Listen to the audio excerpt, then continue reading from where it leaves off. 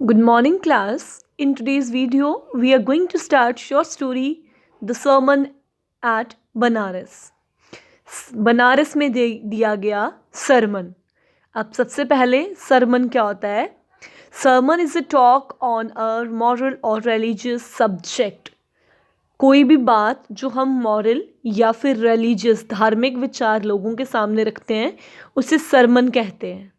ये ज़्यादातर जो रिलीजियस लीडर होते हैं वो देते हैं, प्रवचन type. So let's get started. Gautam Buddha was born as prince Siddhartha Gautama.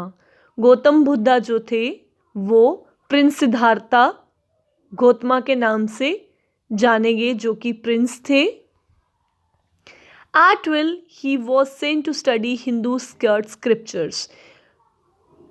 12 साल की उम्र में उन्हें हिंदू स्क्रिप्चर्स पढ़ने के लिए भेज दिया गया, यानी हिंदुओं के पवित्र जो गीता वगैरह होते हैं, भगवद गीता, ऋग्वेदा, सामवेदा, ये सब पढ़ने के लिए उन्हें भेज दिया गया। He came back 4 years later, married and had a son. 4 साल के बाद वो वापस आए, फिर उनकी शादी हुई और उनका एक बेटा हुआ। Then at the age of 25, he saw 4 sights which affected him deeply. फिर 25 साल की उम्र में उन्होंने कुछ 4 साइट्स देखी, 4 दृश्य देखे जिसने उन्हें बिल्कुल हिला दिया। He saw a sick man, an aged man, a funeral procession and a monk begging for alms. उन्होंने देखा एक बूढ़ा आदमी, एक बीमार आदमी, एक किसी की अर्थी यात्रा जा रही थी और एक भिखारी जो कि भीख मांग रहा था। He wanted to understand these sights and the sorrows he experienced as a result of it. जब उसने ये चीज़ देखी तो वो खुद इस चीज़ को एक्सपीरियंस करना चाहता था, दुख को उनके। For 7 years he roamed the world. 7 साल के लिए उन्होंने वर्ल्ड घूमना शुरू कर दिया।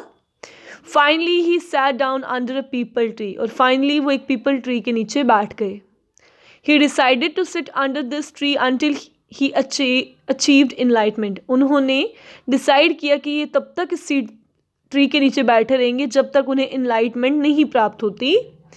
After 7 days he attained enlightenment. और 7 दिन के बाद उन्हें enlightenment मिल गई। He renamed the tree Bodhi tree or tree of wisdom. इसके बाद इन्होंने जिस पीपल ट्री के नीचे बैठ के तपस्या की थी उसका नाम इन्होंने बोधि ट्री या फिर ट्री ऑफ विजडम रख दिया। He began to teach and share his wisdom. उन्होंने टीच करना, पढ़ाना और अपनी जो विजडम थी उसको शेयर करना शुरू कर दिया। He became known as Buddha, the awakened or enlightened. वो बुद्धा के नाम से जाने गए, जिसका मतलब था awakened और enlightened, मतलब दूसरों अवेकेंड होता है जो जिसको हर एक चीज़ के बारे में पता हो। इनलाइटेंड होता है वो बंदा जिस पर भगवान की कृपा हो।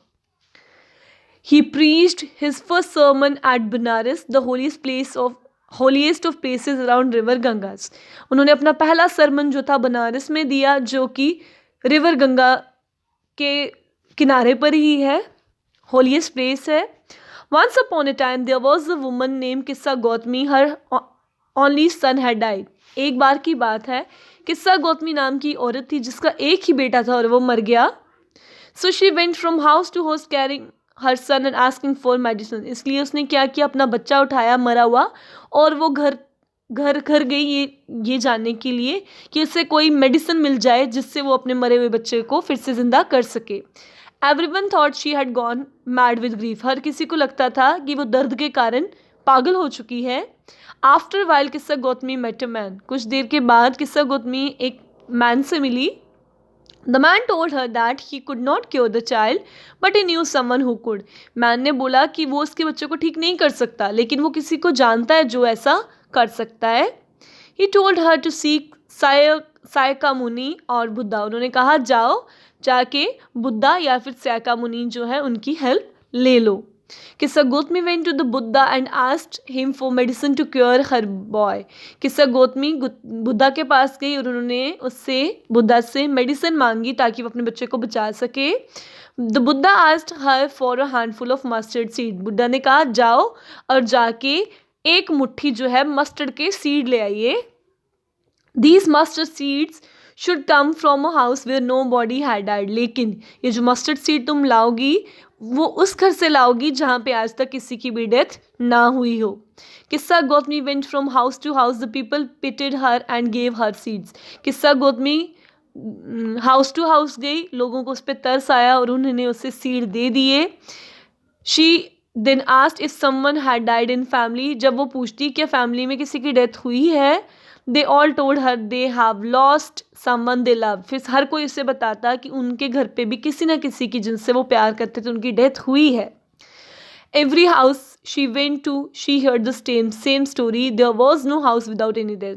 हर घर पे जहाँ पे भी वो गई वहाँ पे सेम स्टोरी थी, कोई भी ऐसा घर नहीं मिला जहाँ पे डेथ ना हुई हो।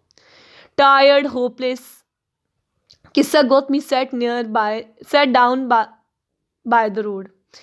थकी हुई होपलेस, किस्सा गौतमी जो है रोड के साइड पे बैठ जाती है।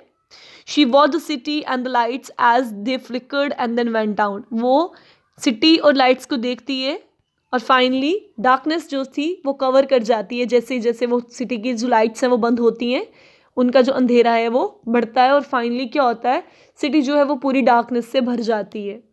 किस्सा Gautami thought about the lives of men, now here and now gone, just like the flickering lights। अब किस्सा गौतमी सोचती है इंसान की ज़िंदगी के बारे में, अभी यहाँ है फिर चली जाएगी। फिर उसे बिल्कुल लाइट्स की तरह लगता है कि जैसे वो पहले देखो बल्ब जग रहे थे, अब वो बंद हो गए, फ्लिकरिंग हो गया मतलब बुझना, तो वो बंद हो गए। इसी तरह इंसान की ज़िंदगी भी ऐसी होती है।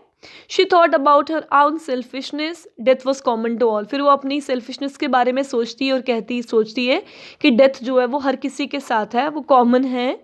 Only those who have given up selfishness can become immortal. वही लोग जो कि सेल्फिशनेस को छोड़ देंगे वही इमॉर्टल हो सकते हैं। The Buddha in his wisdom say that human life is brief and full of pain. Buddha ने अपनी विजडम में ये कहा है कि इंसान की जो ज़िंदगी है वो छोटी है और उसमें दर्द भरे हुए हैं। Everyone who is born must die, as is the nature of thing। जो भी पैदा हुआ है उसको मरना है और ये नेचर की बात है जो कि कभी टल नहीं सकती। Like ripe fruit like earthen vessel, जैसे पके हुए फल की बात की हो या मिट्टी के बर्तनों की बात की जाए। Human life is always in danger of death, उसी तरह इंसान की ज़िंदगी भी हमेशा मौत की डेंजर में रहती है। All man both wise and fool will die, सभी इंसान चाहे वो वाइस हों या फूल हों सबको मरना पड़ता है। So it is not wise to grieve, grief brings pain and suffering and affects one body and its health. तो ये वाइस नहीं है कि अपने दुख में दुखी रहना, क्योंकि दुख जो है वो आपको पेन देगा, उससे आप जूझोगे, आपको सफरिंग्स आएगी एंड फाइनली आपकी जो बॉडी है और आपकी जो हेल्थ है उस पर असर करेगी। Grief does not affect death, grief जो है दुख जो है वो डेथ को अफेक्ट नहीं करता। Nor does it bring back the dead, और ना ही दुख जो है वो वापस ले आएगा मरे हुए इंसान को वापस। So one must carry on living, इसलिए हर किसी को रहना पड़ेगा, हमेशा रहना ही पड़ता है। किसी की भी डेथ हो जाए तो उस दूसरे बंदे की डेथ के साथ आपकी लाइफ नहीं खत्म होती, उसकी लाइफ तो चलती रहती है। One can only achieve peace if they overcome grief and sorrow. एक जो है इंसान जो है वो तभी पीस को अचीव कर सकता है, शांति पा सकता है, अगर वो इस दुख और दर्द से बाहर निकल आए। Thanks for watching.